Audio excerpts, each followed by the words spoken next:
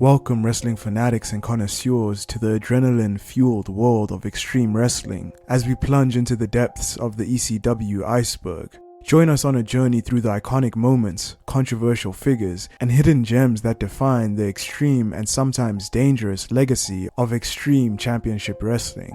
From brutal battles to the hardcore revolutionary storytelling that pushed the boundaries of sports entertainment, prepare to uncover the layers of ECW's impact on professional wrestling history like never before. This is the ECW Iceberg.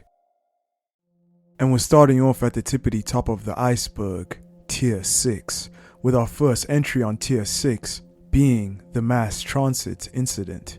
New Jack is an ECW legend, and his hardcore antics have been well documented. New Jack had a knack for taking things too far, and perhaps the most infamous story of New Jack taking it too far was the mass transit incident. Let's jump back to 1996. The Gangsters were scheduled to face Devon Dudley and Axel Rotten at an ECW show. However, Rotten couldn't attend due to a last-minute family emergency, leaving Dudley without a partner.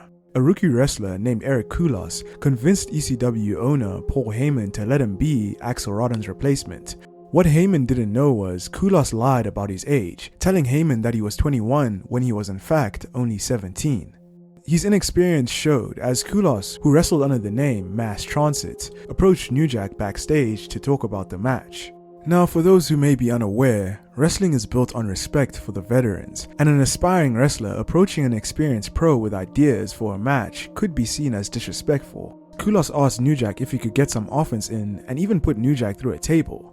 This made the high on coke New Jack irate, and he would seek revenge as soon as the match started. During the match, the Gangsters isolated Koulos, pummeling him with a variety of hardcore wrestling objects. New Jack would then legitimately cut the teenager on the forehead with a surgical scalpel, severing 2 of his arteries and causing Koulos to pass out from the pain.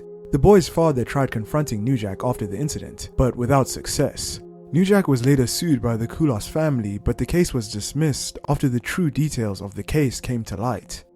And up next we have Chris Benoit break Sabu's neck. What happened during Chris Benoit's final weekend of his life, where he took the lives of his wife, 7-year-old son, and himself, often overshadow everything that Benoit has done in wrestling.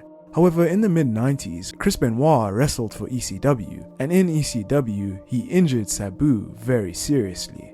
On November 5, 1994, Benoit wrestled Sabu, and during the match, he tossed Sabu through the air for a flapjack, and Sabu landed right on his head. Those who were there recoiled at the scene as it was evident that Sabu had broken his neck.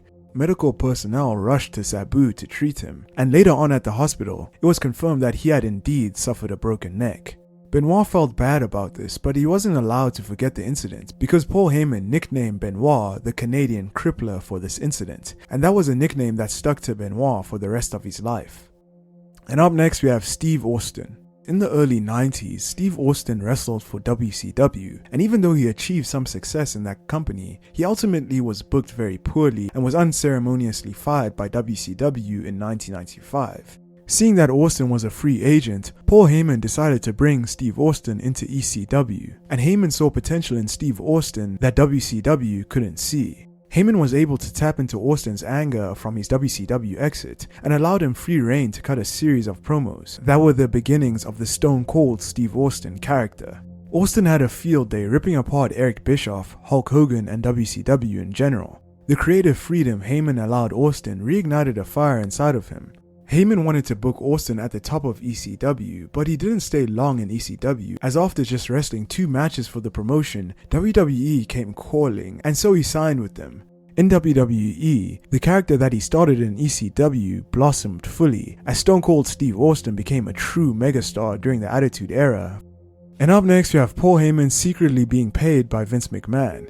ECW was in a unique position during the late 90s. On the surface, they were successful, but in reality, they constantly verged on bankruptcy.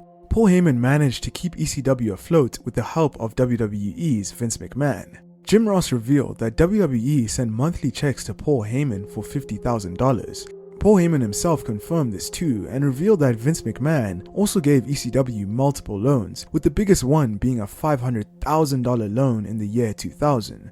Without all this money from Vince McMahon, ECW would have closed shop much earlier. This was all being done in the dark though, as ECW talent were unaware of Vince funding ECW. In hindsight, the signs were there all along, as Vince allowed several ECW talent to wrestle on Monday Night Raw, and even allowed ECW to promote their first pay-per-view on Raw. And up next you have Sandman died, was revived, and wrestled on the same night. At an ECW event in Milwaukee in the year 2000, showrunner Tommy Dreamer was startled when a tearful, emotionally wrought Rhino arrived late at the taping. Dreamer took him aside to ask what was going on, and Rhino told him straight up that the Sandman had died of an overdose of the pain reliever Nubane. Rhino then told Dreamer that he was in the car alongside Little Guido and Bill Alfonso. Thinking quick on his feet, Tommy Dreamer hatched a plan, and the first part of that plan was to have Alfonso quickly dispose of the drugs. The second part of the plan was bringing Sandman to the hospital. They just threw him to the floor and said that they just found a guy sleeping outside and they think that he might be dying. Thankfully, this all worked as medics revived Sandman with an adrenaline needle to the heart. He then wrestled that very same night against Barry Windham. And up next we have the Brian Pillman debut. In the mid-90s, Brian Pillman was wrestling for WCW and he developed his loose cannon gimmick. In order for him to develop his gimmick further, he convinced WCW President Eric Bischoff to fire him legitimately so that he could develop his gimmick on the independents and then return back to WCW. This saw Brian Pillman popping up in Philadelphia in front of an excited ECW crowd. At first, Pillman captivated the audience by running down Eric Bischoff as a glorified errand boy. He then turned on the crowd in a complete 180 and began insulting their collective smart mark badge through his demented grin. He then threatened to urinate in the ring, which prompted Heyman, Shane Douglas, and others to intercede. Finally, the entire act of complex performance art ended with Pillman dragging a fan that was a plant into the ring and stabbing him with a fork. Words alone cannot do the entire bizarre scene justice. And up next we have Kane Dewey. Mick Foley used to wrestle for ECW in the mid-90s under the name Cactus Jack. One night a fan had asked Foley for and received permission to make a sign that read Kane Dewey. Foley didn't think anything of it and kind of thought it was pretty cool. It was actually his wife Colette who was a little bit upset and maybe a little bit disturbed by the imagination of this ECW fan to write a sign asking for their young 3-year-old son to be caned. After Foley's wife mentioned it to him, the germ for an epic promo crept into Foley's brain. Foley spoke about how he was being slashed by Terry Funk via a glass bottle and all he wanted to do was squeal that he quits. But then he saw 2 words on a sign in the crowd that changed his life, that read Kane Dewey. Foley then launched into a tirade that any parent would relate to and maybe even shed a tear or two from. He lambasted the ECW fans for they had ripped out his heart, his soul, and anything he believed in. This promo really showed Mick Foley at his best and showed fans his captivating ability to tell compelling narratives. And up next we have Shane Douglas humiliates the NWA. From April 1992 until August of 1994, ECW was known as Eastern Championship Wrestling, and they were under the National Wrestling Alliance, NWA. The NWA was ailing however, but they were set to hold a tournament in the ECW Arena to crown a new NWA World Champion. ECW owner Todd Gordon had grown very wary of the NWA president and planned to secede from the NWA in a very tumultuous fashion. At this point, the Eastern Championship Wrestling champion was Shane Douglas, and he won the tournament to become the NWA World Champion, defeating Too Cold Scorpio in the finals. His victory speech began graciously enough, talking about both his deceased father and the tradition that the NWA title stood for. After listing off some prior champions, Douglas's mood changed, and he threw down the NWA belt in an act of intentional disrespect. He declared the NWA dead and proclaimed that being the ECW World Champion made him the real World Champion. This managed to piss the people at NWA off, and Eastern Championship Wrestling left the NWA. This was the birth of Extreme Championship Wrestling. And up next we have New Jack and Vic Grimes. New Jack and Vic Grimes had a match at ECW's Living Dangerously pay-per-view in 2000. The pair agreed on finishing the match with a jump from a balcony and onto a table. When it came time to perform the dangerous stunt, Grimes wanted to back out at the last second, but New Jack wasn't having any of that on pay-per-view. So he dragged Vic Grimes down with him, causing Grimes to have no control over his fall and him landing on New Jack's head. New Jack suffered serious injuries, including a broken leg and a cracked skull. it led him to losing sight in his right eye and having headaches and insomnia for the rest of his life. After New Jack recovered, he wanted to get revenge on Vic Grimes, and so they had a scaffold match in another promotion. And in this match, New Jack broke from the script and legitimately shot Grimes with a taser before throwing him off the scaffold and sending him crashing to the ring 40 feet below. Vic Grimes escaped this with very minimal injuries due to the tables below, but New Jack had the genuine intention to kill Vic Grimes. And up next we have Tommy Dreamer almost kills Paul Heyman at WrestleMania 17. After ECW folded in 2001, one of the company's top stars, Tommy Dreamer, went into a deep depression. He stuck with the promotion through the good times and bad, and had even invested all of his money and some of his parents' money in trying to keep it all afloat. When he saw that his former boss, Paul Heyman, was employed by WWE, Dreamer went into a mental tailspin. Dreamer had turned down a $750,000 a year contract with WCW to stay loyal to Paul and ECW. But clearly, that wasn't reciprocal from Paul's part. What finally put Tommy over the top was getting an offer to appear at WrestleMania 17, only for the offer to get pulled at the last minute. Dreamer, who was unemployed and had to move back to his parents' house, finally snapped. He purchased a gun and planned to make his WrestleMania debut, whether he was invited or not. According to Dreamer, his plan was to show up at the Houston Astrodome and murder Paul Heyman by shooting him in the back of the head while he was on commentary. He would then turn the gun on himself and commit suicide. Thankfully, before the event, Jim Ross called Tommy and offered him a job with WWE. Dreamer was able to snap out of his depression and realized he narrowly avoided disaster. And now we're moving down the iceberg into the 5th tier, with our first entry on the 5th tier being Sandman Crucified. One of the most insane moments in ECW history has to be the crucifixion angle between Raven and the Sandman in 1996. The story itself began with Sandman's wife and son defecting to Raven after the latter won the ECW championship.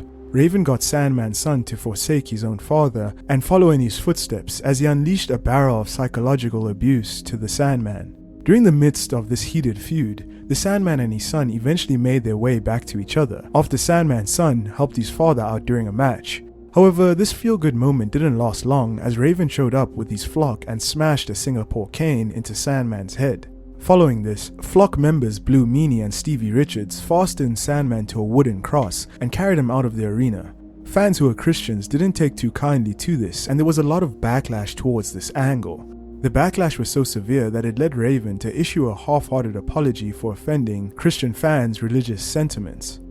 And up next we have Kurt Angle in ECW. This one is kind of a continuation of the last one. Kurt Angle became a big name following his gold medal win at the Olympics, and in 1996 he got a $500,000 a year deal from WWE, of which he turned down because he really didn't understand pro wrestling very well. Interestingly, while Angle had turned down the chance to go to WWE, he would end up making an appearance on ECW that same year. Shane Douglas knew a friend of Angle and approached him to make an appearance on ECW television, and he told Angle that Paul Heyman's show was more like an amateur-style wrestling. And so the babyface Kurt Angle made an appearance in ECW in 1996, hopping in the ring for a little bit and doing some commentary. However, on this very same show that he was on, the Sandman crucifixion angle happened, and this turned Kurt Angle off completely, and he went to Paul Heyman and demanded that the show was not aired with him on it, or else Angle would sue him. Kurt Angle also told Paul Heyman to never call him back, and he left the building. And up next we have Devon, You Don't Hit a Woman. This incident that happened on May 30, 1998 stands still as one of the craziest acts in wrestling history. In an angle, the Dudley Boys beat and handcuffed Tommy Dreamer to the ropes. Bubba Ray and Devon Dudley were then about to smash Dreamer's face with a chair when ECW women's star Beulah came out and begged the Dudley Boys to leave Dreamer alone. They acquiesced, but only for Devon to snatch her up instead, and it looked like he was about to hurt her. Bubba then briefly stopped his brother, and he told him that you don't hit a woman, you break her neck. They then delivered a 3D on Beulah, and they kayfabe broke her neck, and they let Tommy Dreamer know that her blood is on his hands. This whole incident rubbed a lot of people the wrong way because domestic violence is a very real thing. And up next we have Terry Funk vs Sabu at Born to be Wired 1997. Terry Funk and Sabu met at Born to be Wired 1997 with the 53-year-old Funk defending his ECW championship against Sabu inside a deadly variation of a wrestling ring, with the ropes replaced by barbed wire. The results were brutal, with both wrestlers coming close to having their careers ended that night as the unforgivable wire tore through human flesh. The most gruesome moment of the night came when Sabu had one of his biceps torn open by the barbed wire and ended up taping it back together with duct tape to finish the match. The end of the match saw both wrestlers tangled in a heap of barbed wires, requiring bolt cutters to cut them free, with Funk especially close to getting blinded.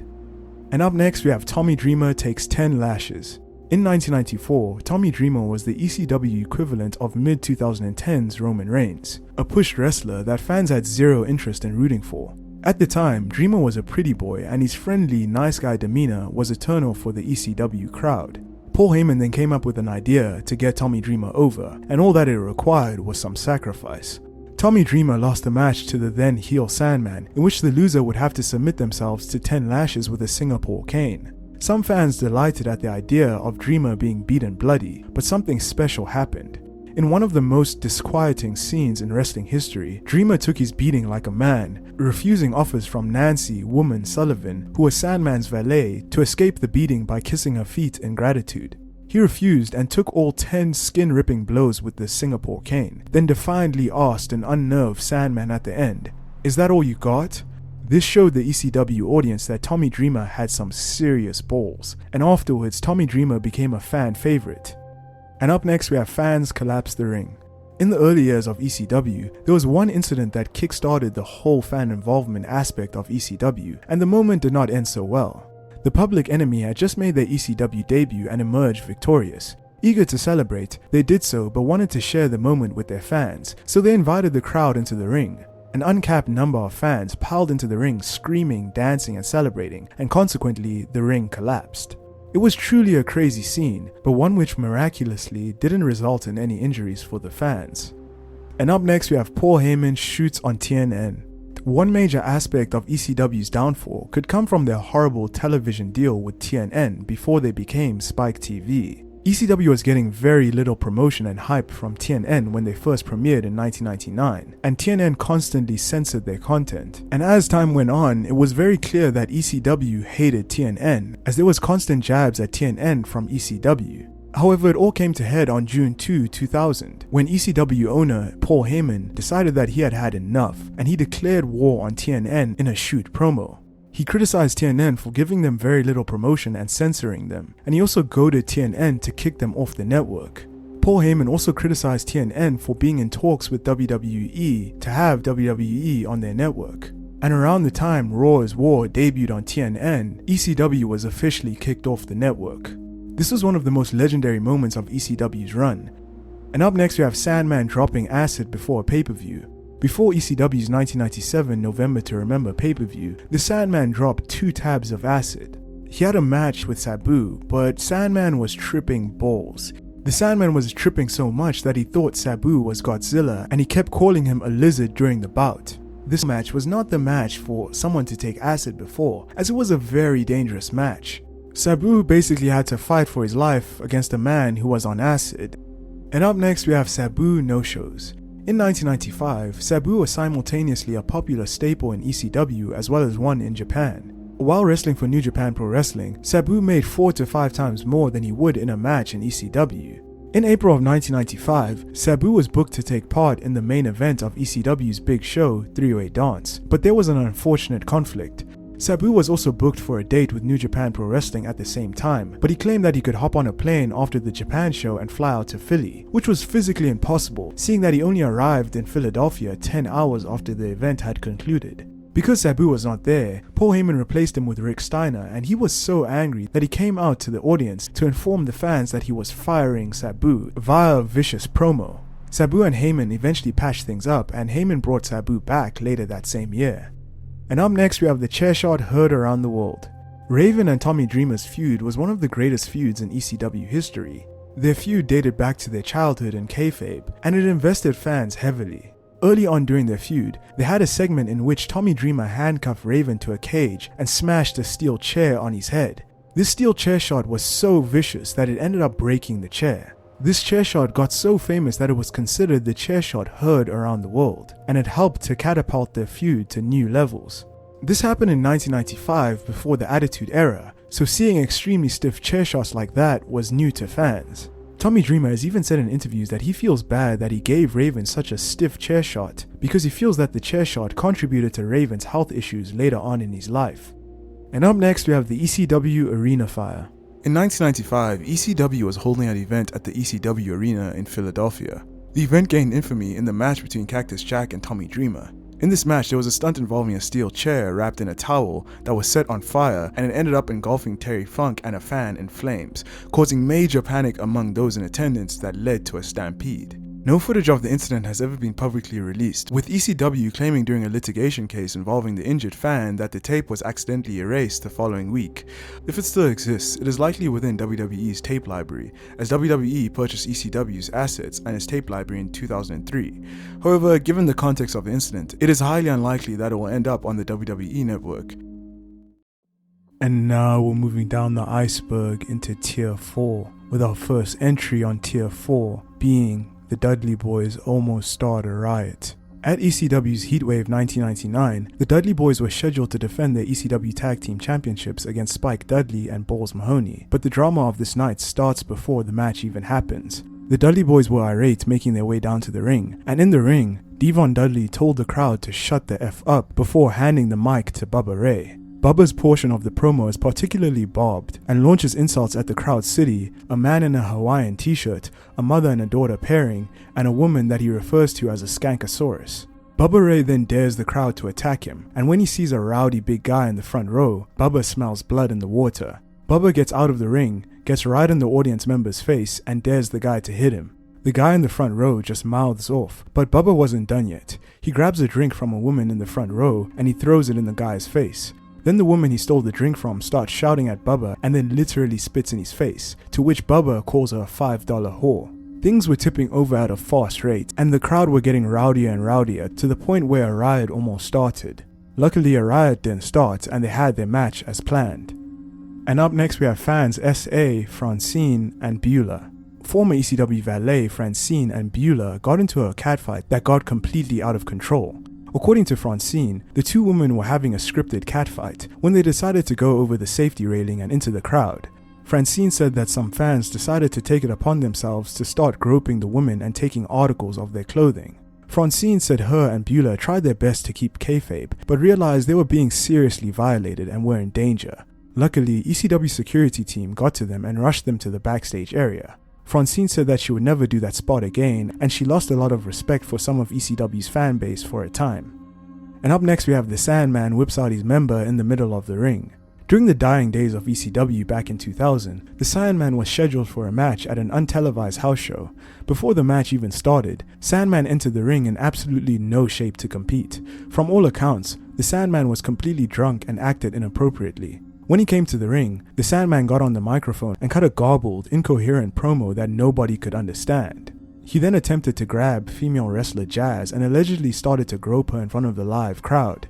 Jazz was apparently able to get away from the Sandman's grip and left the ring. The Sandman didn't stop there though, as he began dropping his pants and exposing his member in between his legs to the fans in attendance. Tommy Dreamer, who was responsible for booking the show, ran into the ring and was able to convince the Sandman to return backstage with him. Luckily for ECW, Jazz didn't file any charges against the Sandman or the company. Paul Heyman did, however, suspend the Sandman without pay for about 3 weeks. And up next we have RVD and Taz backstage fight. During the peak days of ECW in the 90s, wrestler Taz had a tough guy reputation in the locker room. He was not only a wrestler, but also a hard-nosed trainer to several up-and-coming ECW talents. Taz was also one of the promotion's top guys, so he seemed virtually untouchable. Taz had apparently criticized the wrestling style of Rob Van Dam, another one of ECW's top stars. Taz felt that he was reckless inside the ring and allegedly said that if RVD ever got in the ring with him, he'd shoot on him. Word got back to Van Dam about what Taz had said, and he didn't take it so well. RVD then walked up to Taz backstage and asked Taz to pick a hand. Confused by what RVD was asking him, Taz was about to ask Van Dam to repeat himself, but before he could ask, RVD open-hand slapped Taz across his face. RVD then repeated himself, pick a hand, and then slapped Taz a second time with his other hand. A few wrestlers then got between Taz and RVD before it got any worse, and RVD casually walked away. And up next we have Bruce from Connecticut. WWE Livewire was a WWE talk show in the 90s, and the format of the show meant that pretty much anything could happen. When Vince McMahon appeared on the show, that was absolutely true. One of the show's phone screeners patched through a call from Bruce from Connecticut to pose a question to the WWE chairman. It became quite clear that it wasn't a native of the Constitution state when the caller launched into a tirade, accusing McMahon of stealing ideas and talents from ECW. Everyone realized rather easily that Paul Heyman was trying to hijack the broadcast to promote the renegade ECW. Paul Heyman challenged Vince McMahon to suggest to his fans that they watch ECW. And up next we have Sonny and Chris Candido. The tumultuous relationship between Chris Candido and Sonny has been well documented. Sonny carried on numerous affairs with other wrestlers while Candido seemingly remained oblivious and quiet about the love of his life cheating on him. Many of his friends within the business felt that Chris turned to drugs to ease the pain and humiliation of what he was going through on a daily basis. With that said, it was revealed by Chris's brother, Johnny, that Chris wasn't so innocent either. While Chris and Tammy were working for ECW, Candido allegedly had an affair with another valet from that promotion. According to his brother, Candido messed around with Chastity, who at the time was a valet for Jason Knight and Justin Credible. Apparently, Chris finally snapped and decided to fool around behind Tammy's back. Johnny said that the affair was very low-key and not too many people knew about it, including Sonny herself. And up next we have staging robberies. It's well known that Paul Heyman could go weeks without paying wrestlers due to his bad business sense. It meant several wrestlers learned to penny pinch on the road to save on costs. There's a multitude of stories involving Raven, Tommy Dreamer and the Dudleys of having innovative ways of getting out of hotel bills. Because they didn't have money and weren't getting paid, they would ransack their hotel room and then claim that all their money was stolen. And up next we have Scott Hall. In 1998, while ECW was holding a show in Florida, PJ Polanco invited his good friend Scott Hall backstage to visit. Hall, who was still wrestling for WCW, was not quite welcome in the dressing room with open arms. That was especially the case with ECW faction, the Triple Threat, which consisted of Shane Douglas, Bam Bam Bigelow, and Chris Candido. It wasn't so much that Hall was with the promotion at the time, but rather the way he and his other clique members treated all three of the Triple Threat while working for the WWF years prior. Shane Douglas was especially upset seeing Scott Hall backstage and made it known immediately. Douglas started yelling and screaming at Hall and charged the bad guy, only to be held back by Candido and Bigelow. According to Bigelow, Hall was drunk or high when he came into the back and wanted to kick his ass himself, but feared that Paul Heyman would not approve of his actions. Bigelow stated that all Hall had to do was apologize for the way that he and the clique treated all of them, but Scott just left and nothing was settled at the time. And up next we have Shane Douglas almost causes a riot. In mid-1996, Shane Douglas severely injured a wrestler called Pitbull No. 1 with a botched finishing move, which snapped his opponent's neck. After Shane Douglas broke Pitbull No. 1's neck, he faced Pitbull No. 1's tag team partner Pitbull No. 2 in a one-on-one match, with Pitbull No. 1 at ringside, with his neck carefully held together in a metal harness. Halfway into the match, with Shane Douglas gaining control, Pitbull 1 threw in the towel on behalf of his partner, possibly with his own horrific injury fresh in his mind. This angered Shane Douglas. Douglas then turned his attention to Pitbull No. 1, grabbing his metal neck harness and throwing him to the ground. Shane Douglas's despicable actions towards a man with a broken neck inflamed the crowd and almost caused a riot, causing Douglas to need protection to get to his car after the show was over. And up next we have Mike Awesome vs Taz. For all the talk of war between AEW and WWE, they have nothing on the Monday Night Wars of the mid-90s between WWE and WCW. Sprinkle some ECW in there too for good measure. For nearly 5 years, the three companies waged war with each other.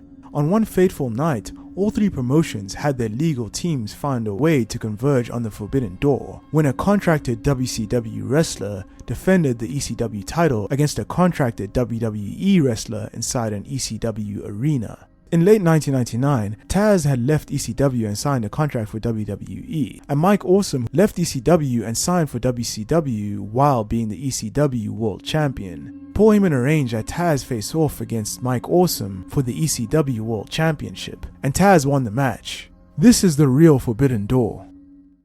And now we're moving down the iceberg into the third tier, with our first entry on the third tier being New Jack messes up a Dudley. During an ECW house show back in 1995, the gangsters of New Jack and Mustafa Saeed took on the Dudleys, consisting of Dances with Dudley and Dudley Dudley. The match saw all four wrestlers working extra stiff, so much so that New Jack accidentally broke Dances with Dudley's nose. Dances with Dudley responded by stiffing New Jack a few times as a receipt. After the match ended, the Gangsters went to the back first, followed by the Dudleys. When Dances with Dudley came out from the curtain, New Jack cracked him on the back of the head with a club. That sparked a full-out brawl between Dances and New Jack that took several wrestlers to pull them apart. One of these wrestlers was Mikey Whipwreck, who injured himself in the melee. Dances with Dudley needed several stitches in the back of his head, and Whipwreck continued to work hurt. Paul Heyman was urged to fire New Jack on the spot, but relented because the Gangsters were booked for some bigger advertised matches down the line. And up next we have the Sunny interview. When Sunny debuted for ECW, she looked quite attractive, but something did look noticeably off. Even Dave Meltzer said on the Wrestling Observer newsletter that it looked like she hadn't slept in a week. It was clear that she was battling many demons. And on the October 8th, 1999 edition of ECW on TNN, she had a shoot interview that broadcast where she aired all of her troubles.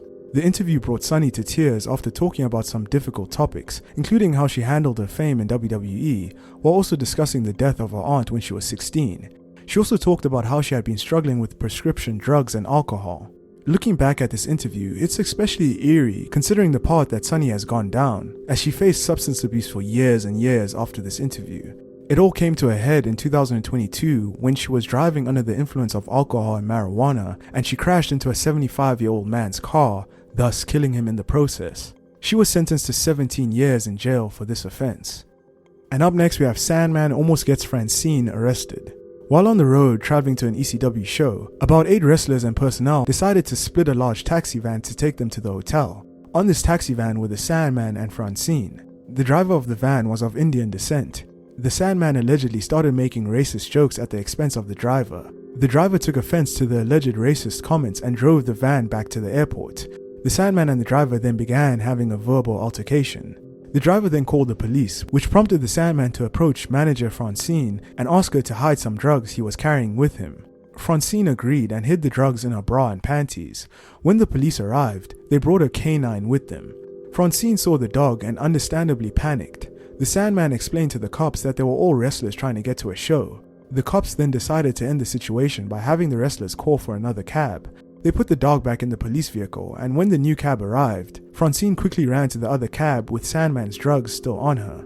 Francine recalled the incident, saying she nearly crapped on herself, fearing she would be arrested for the drugs. And up next we have Just Incredible Coke. At the height of Just Incredible's career, he was a main event talent that was the reigning ECW champion. Credible says that he was making a lot of money by ECW standards and even had his own dressing room. Credible admits that this was the height of his drug addiction. He says that almost every time he was introduced to the ring as ECW champion, he would do several lines of coke to get himself hyped up for his matches. He said that because he had his own dressing room, he would leave mounds of coke out in the open. He felt secure that nobody would dare walk in there and steal his stash. And up next we have Taz vs Green Day. Back in 1993, while on the road for Eastern Championship Wrestling, Taz went to a motel to chill out and relax while his fellow wrestlers went out to drink. When Taz went to the lobby to get ice, a van pulled up with what looked like a bunch of young, drunk kids. The group of young men stumbled into the hotel and started giving the receptionist a hard time, yelling and berating her. Having seen enough, Taz confronted the group of drunks and asked what their problem was. One of them got into Taz's face and asked them if there was a problem. Tommy Dreamer walked in around that time and saw Taz outnumbered and immediately jumped in, and he and Taz started pushing and shoving the drunks. The local police were called and they were able to break up the wrestlers and drunk kids before an all-out brawl broke out. Not long after the confrontation, Taz was flipping through channels and turned to MTV. He immediately recognized one of the people being interviewed on MTV as someone who he and Dreamer confronted earlier in the week. It turned out to be the rock band Green Day. And up next we have XPW invades ECW. In July of 2000, ECW held a pay-per-view called Heatwave in Los Angeles, California. It just so happened to be the home base of ECW's rival XPW, owned by adult video maker Rob Black. Members of XPW bought ringside tickets to the show in an effort to distract attention from the ECW event. Before the main event of the evening, XPW valet / porn star Christy Mist took off her top, which enraged ECW valet Francine. As Atlas security was trying to restore order, Mist allegedly put her hands on Francine. This led to the ECW locker room coming down to the ring and confronting all the XPW wrestlers that were ringside. The XPW guys and gals were escorted out of the building, but not before a few punches were thrown by each side. And up next we have Balls Mahoney arrest. During his ECW days, the late Balls Mahoney recalled a time when he was wrestling in Pittsburgh, Pennsylvania. Mahoney readily admitted he drank heavily. In order to continue to feel buzzed, Balls started taking a bunch of pills. By the time Balls Mahoney got to a local eatery, he was completely zoned out from the beers and pills. A fan noticed who Balls was and approached the wrestler to ask for an autograph. Balls allegedly ignored the fan, and feeling slighted, the fan started calling Balls names. That is when Balls allegedly grabbed the fan and assaulted him. The local police were called and handcuffed Mahoney. Tommy Dreamer recalled Balls sitting on the side of the street crying to the police, begging them not to put him in jail. Dreamer said that Balls pleaded with the cops that he was a pro wrestler and that he was in the main event for a big show and needed to be there. Dreamer said that the cops eventually released Balls from their custody and told Dreamer that he would be released with just a warning. And up next we have the Sandman attacks Jimmy Snuka. During a WWE house show in Philadelphia in 1989, an overzealous fan leaned over the guardrail and smacked Jimmy Superfly Snuka. Superfly got so angry, he actually jumped the guardrail and chased the fan. Absolutely terrified for his life, the fan ran past security and backstage. Once backstage, the fan realized he made a big mistake. He was soon met by Gorilla Monsoon, who grabbed the fan and pummeled him. Monsoon then had security throw the fan outside. The overzealous fan in question was named Jim Fullington, the future ECW legend known as the Sandman. And up next we have Missy Hyatt convinces Paul Varlins to put Taz over. Paul Varlins was an American professional mixed martial artist, and he competed in the UFC from 1995 to 1996. Not satisfied with just mixed martial arts, he then made a jump to wrestling, and ECW was his first and last experience with wrestling. Paul Heyman wanted Varlins to work with Taz and put Taz over, but Varlins refused this, and the reasoning for this was because he stood at 6'8" and Taz was 5'9". However, Missy Hyatt managed to get into Varlins' mind, and she convinced him that if he agreed to lose to Taz, then she would perform fellatio on him afterwards. So then on 22 June 1996 at ECW's hardcore event, the 6'8" Paul Varlins was choked out by the 5'9" Taz in what was promoted as a shoot fight. Varlins had held up his end of the deal, but when he went to Missy Hyatt to get some head, Hyatt refused, saying that she does not blow jobbers. Ouch. Subsequently, Varlins became irrational and absolutely destroyed the locker room. And up next we have Shane Douglas attacks 16-year-old Fangirl. In October of 1997, Shane Douglas and his valet Francine were walking to the ring for a match in ECW. Before Douglas could get into the ring, he got into a physical altercation with a female fan.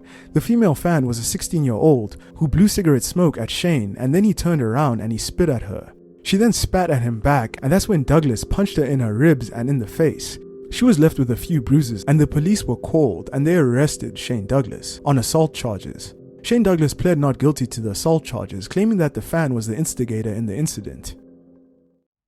And now we're moving down the iceberg into the second tier, with our first entry on the second tier being James Mitchell almost loses a hand.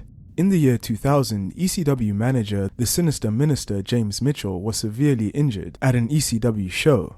James Mitchell was backstage practicing for his appearance later on in the show, working with an apparatus that would shoot fire. The device misfired and Mitchell suffered serious burns and cuts on his left hand, and a piece of shrapnel went into his stomach. He then had to undergo surgery to remove the shrapnel from his stomach, and luckily the shrapnel didn't strike any major organs. James Mitchell suffered major burns on his hands and abdomen, and he lost 2 tips of his fingers and had nerve damage. James Mitchell said that he practiced with the thing at home hundreds of times and that it was just a freak accident, but he was lucky to escape with his life. ECW owner Paul Heyman was criticized when airing footage of Mitchell being treated backstage by medical personnel and claiming the damage was inflicted by the full-blooded Italians who were trying to cut his fingers off. And up next we have Sonny steals Raven's drugs. One night before an ECW show, Raven brought a full bottle of the liquid drug, GHB, into the locker room. He set the bottle down and went to the bathroom, and when he returned, he noticed that some of the content in the bottle was gone. Raven started asking other wrestlers if they stole some of his drug with negative results. That is until he spotted Sonny passed out in a chair. She had urinated on herself, and Raven knew immediately she was the culprit. Raven went to Sonny's boyfriend, Chris Candido, and told him what she had did, and Candido tried to revive her but with no luck. According to Raven, Candido started delivering Ric Flair-style chops to her chest and screaming "woo" to try and wake her up. He did this a number of times while he and Raven were hysterically laughing. And up next we have the Sandman beaten up by Ron and Don Harris. Back in the mid to late 90s in ECW, the Harris twins of Ron and Don Harris were involved in a match that was supposed to feature the Sandman. The problem was, the Sandman missed his cue because he was too busy getting drunk backstage. The match continued without Sandman, but eventually Sandman made his way to the ring, apparently completely wasted. Sandman came in as he usually does, swinging his Singapore cane at anybody within striking distance of him. During the melee inside the ring, a drunk Sandman recklessly began swinging his cane and struck Don Harris in the back of the head, stunning him. Don's brother Ron got pissed off, and after seeing his brother legitimately hurt, he started pummeling Sandman with legit punches and kicks to the face. Once Don shook off his pain, he joined in on the beating of Sandman. Afterwards, the Harris twins left an unconscious Sandman laying in the ring. And up next we have the Posse's antics with women. There was a group of friends well known in ECW circles simply called the Posse. The Posse consisted of the Sandman, Too Cold Scorpio, Bill Alfonso, and the then ECW owner Todd Gordon. They would often get together after shows and party hard. This included drinking, doing various drugs, and sleeping with a number of women both separately and in groups. The Posse made sure that whenever they were together in hotels that they book rooms next to each other with adjoining doors for easy access back and forth. Scorpio, Todd Gordon, and Bill Alfonso were admittedly all addicted to crack cocaine and made sure it was available for them to party with. Gordon told a story of how they once got bored of fornicating and decided to call an escort service to humiliate a woman. They blindfolded her, put a gag in her mouth, and tied her hands and feet with duct tape. She was ordered not to move from the spot she was in. Gordon then sprinkled baby powder all over the floor to see if she made any tracks and disobeyed their demands. They then all left the hotel to go drinking at the bar for hours. And up next we have the Taz arrest. In 1998, Taz got into some legal trouble. At this time he was wrestling for ECW and he went to the Moon Beach tanning salon to get a tan. While there, he inexplicably asked a 15-year-old girl who was working at the salon to lift her shirt and show him her breasts. He then exposed his private parts to the girl in question. The police were called and they arrested Taz. Taz, however, couldn't pay the $10,000 bond and he was forced to sit in a jail cell. It's not known the outcome of this arrest, but seeing how he never missed any significant time out of his career in ECW in 1998 or 1999, one must conclude that he wasn't given a harsh sentence or was perhaps proven innocent of the charges. And up next we have the New Jack and Junkyard Dog backstage fight. Before an independent show, the Junkyard Dog borrowed about $300 worth of weed from New Jack. The Junkyard Dog promised to pay New Jack back, but never did. Fast forward to ECW's WrestlePalooza 1998, and the Junkyard Dog was scheduled to be a part of the show. New Jack never forgot the money that was owed to him and demanded that the Junkyard Dog either pay up or don't bother showing up. Despite the threats, the Junkyard Dog did show up and allegedly started taunting New Jack backstage. The Junkyard Dog and New Jack had to be separated a few times, with ECW owner Paul Heyman begging New Jack to be on his best behavior. New Jack obliged, but still wanted the Junkyard Dog to pay him what was owed to him. The Junkyard Dog and New Jack continued to taunt each other, and that led to New Jack sucker punching the Junkyard Dog in the face and kneeing him in the groin. This busted him open, but the Junkyard Dog also got a few punches in of his own. Later, when things cooled off a bit, the Junkyard Dog allegedly apologized and offered to book New Jack on a few indie shows he was booking in New Orleans. New Jack basically told the Junkyard Dog to F off and pay him what he was owed. The situation was never fully resolved that night, and just a month later, the Junkyard Dog was killed in a car accident. And up next we have the Body Count match. The tag team's Bad Company featuring Tanaka and Paul Diamond and the Public Enemy featuring Rocco Rock and Johnny Grunge were locked into a feud against each other and agreed to a match on the 7th December 1993 edition of Hardcore TV. The teams agreed upon a body count match. The stipulation would be that Pat Tanaka and Rocco Rock would wrestle in the ring, while their respected partners Diamond and Grunge would be locked in separate jail cells, and whoever won the match would be able to free their tag partner, and the loser would witness their partner's jail cell explode. And if there was no winner after 15 minutes, then both jail cells would explode. In the match, Tanaka picked up the victory via pinfall. This means that he should have been able to rescue his tag team partner Diamond from the explosion, but a malfunction happened and it was actually Diamond's cell that exploded. Ultimately, the explosion was deemed underwhelming though. According to Diamond, ECW's Paul Heyman was not given permission to utilize fireworks that would have created a bigger bang. Rather, paper was lit to create the smoke and a recording of an explosion was used for the sound. The poor quality finish led to outrage from the ECW crowd, leading to boos and chants of money back. Despite the poor explosion, Diamond was still forced to sell the effects of it, and he claimed that it was the most embarrassing situation he had ever been in. Because of the universally negative reception among the fans in attendance and ECW personnel, the match and the aftermath never aired on ECW television, despite being planned to air, and was never mentioned again. And up next we have the Sandman and Missy Hyatt. Missy Hyatt admitted to having a brief sexual fling with the Sandman while they were both working together in ECW. She says that it was all innocent at first, but Sandman was a big fan of her when she worked in other territories. He was shy and awkward around her, and she found that endearing about him. It wasn't until Sandman's real-life wife, Laurie Fullington, got into the picture that things changed. According to Missy, Laurie was extremely jealous of Missy working with her husband and suspected the two were having an affair, of which they weren't. The Sandman's wife apparently went complaining to Paul Heyman about her husband working with Missy and demanded that they split up or she herself be added to the storylines. This upset Missy a great deal, and she decided that if Sandman's wife was already suspicious of her and Sandman, she might as well give her a real reason to be jealous. Missy claims that she and Sandman had sex twice, and both times Sandman was allegedly drunk and had a hard time getting it up. Missy said that she had no regrets about the affair. The Sandman and his wife would eventually divorce for various reasons. And up next we have Todd Gordon Mole. In the mid-90s, there was a mass defection of ECW talents to WCW, all orchestrated by an alleged mole within ECW, and the alleged mole was ECW president Todd Gordon. It all started in 1995, when ECW founder Todd Gordon sold majority interest in his promotion to the head booker Paul Heyman. Todd Gordon remained with the promotion for a couple of years in an on-air authority role. That's where things began to get murky. Apparently, during his last couple of years with ECW, Gordon was looking to get out of the business, as he had 2 small children that he wanted to spend more time with and was growing tired of the party-like atmosphere in ECW. Word then got out to Gordon that 2 of his close friends, Rocco Rock and Johnny Grunge, aka the Public Enemy, were leaving ECW to sign with the WWF. Todd Gordon stepped in and convinced them that he could get them a better deal with WCW. Gordon had some connections in WCW's front office, including former ECW talent Kevin Sullivan. In the end, Gordon did in fact get Grunge and Rocco Rock a better deal. It was then that word got out what Gordon did, and other ECW wrestlers approached him to broker deals for them to go to WCW. Gordon agreed to do this, but only if it was kept extremely quiet and without Paul Heyman's knowledge. This led to many talents from ECW jumping ship to WCW. It allegedly all blew up when a Paul Heyman guy, Tommy Dreamer, heard a voicemail from WCW agent Terry Taylor to Todd Gordon. There's also word that Kevin Sullivan gave Heyman a heads up to what Gordon was attempting to do. The locker room was divided and finger pointing almost immediately began.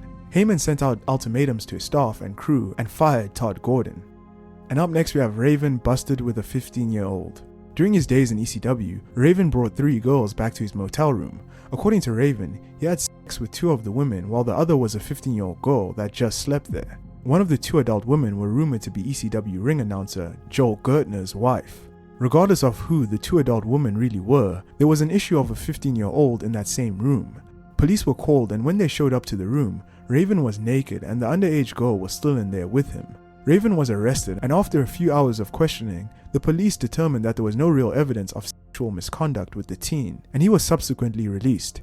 As for the teenage girl, it turned out to be future wrestler / valet Becky Bayless, aka Cookie in TNA Wrestling. And now we're moving on to the deepest and darkest part of the iceberg, Tier 1, with our first entry on Tier 1 being the Angel Amoroso and Tommy Dreamer incident. In 1994, a tag team match took place in ECW, pitting Cactus Jack and Tommy Dreamer versus the Sandman and Tommy Cairo. Before the match took place, the wrestlers went over how the match would unfold. Cairo's valet, Angel Amoroso, agreed to take a Singapore cane shot to her head to culminate the end of the match. She said that Tommy Dreamer approached her and requested that she not wear panties, to which Angel found highly suspicious. After the match took place, Angel received the cane shot and fell to the mat. That is when she claimed that Tommy Dreamer went off script and raised her legs and viciously caned her in her crotch. The cane shot ripped open her private parts and she started bleeding profusely. Angry that the spot was not agreed upon by her, Angel confronted Dreamer, who allegedly was unsympathetic and refused to apologize. Angel then went to Paul Heyman to complain, and Heyman was less than accommodating to her.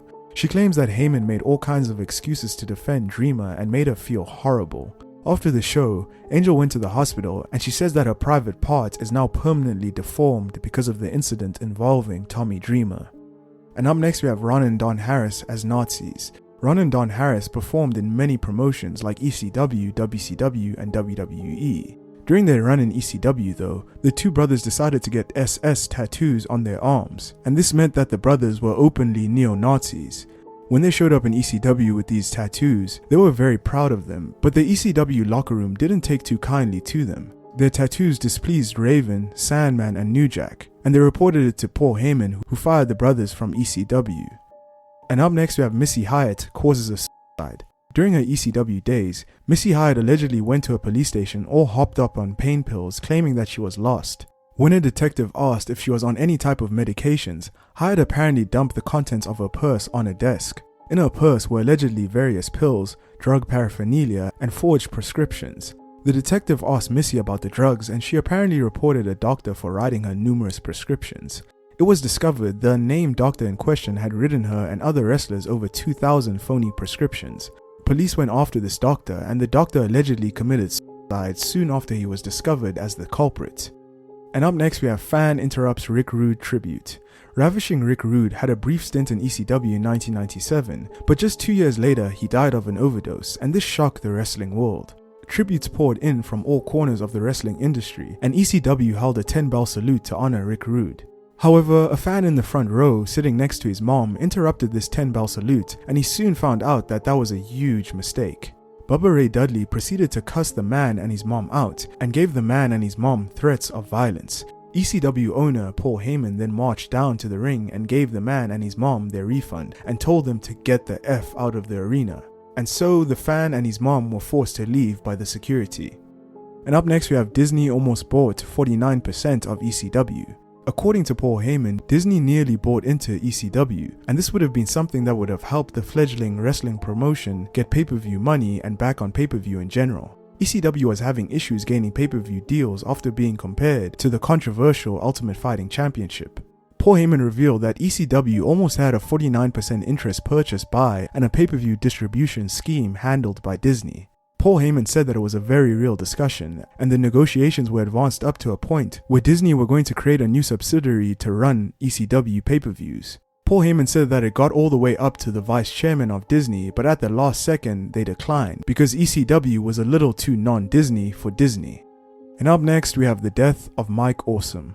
Mike Awesome was a successful wrestler who competed all over the world, but one of his most notable runs in wrestling was when he was in ECW as the world champion. After his retirement in 2006, Awesome worked in real estate.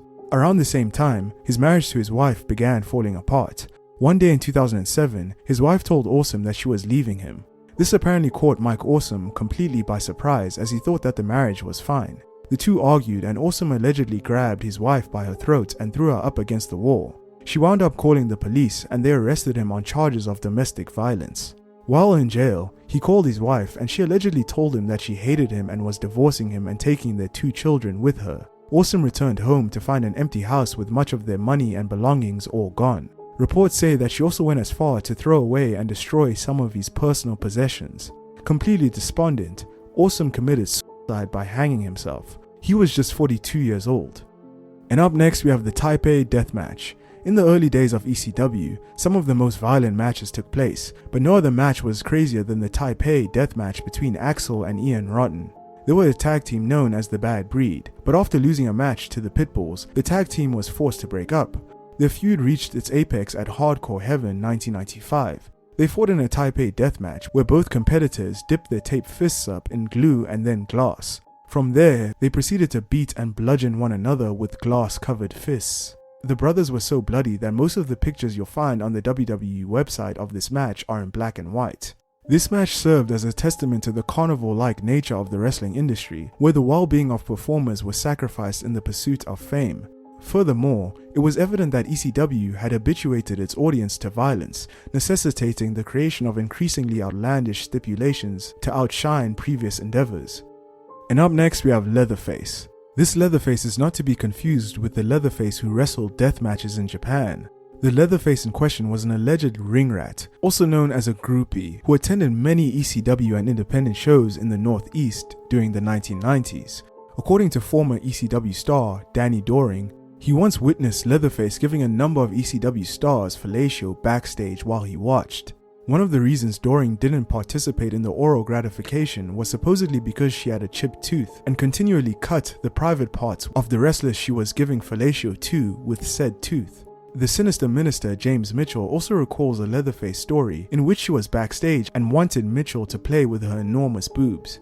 While Mitchell was playing with her breasts, Mitchell accidentally fell backwards and fell off the stage and onto a gimmick table underneath. And up next we have Rockin Rebel. The Rockin Rebel Chuck Williams was trained by the Rock and Roll Express and competed in several promotions like ECW and WCW. Rockin Rebel would become a common face in early ECW, often competing in preliminary matches. The Rockin Rebel married his childhood sweetheart Stephanie and the couple had twins. According to several reports, the marriage was an abusive one, with the Rockin Rebel very domineering and controlling. Fed up with her wrestler husband's abuse, his wife filed an order of protection against him. However, on June 1st, 2018, the Rockin Rebel shot his wife twice in the chest and once in the head. He then turned the gun on himself and took his own life. The bodies of the Rockin Rebel and his wife were then discovered by their 10-year-old twins the next morning. Thank you for watching this video. If you enjoyed this video, please check out our other videos, and also please like, share, comment and subscribe. But anyway, goodbye.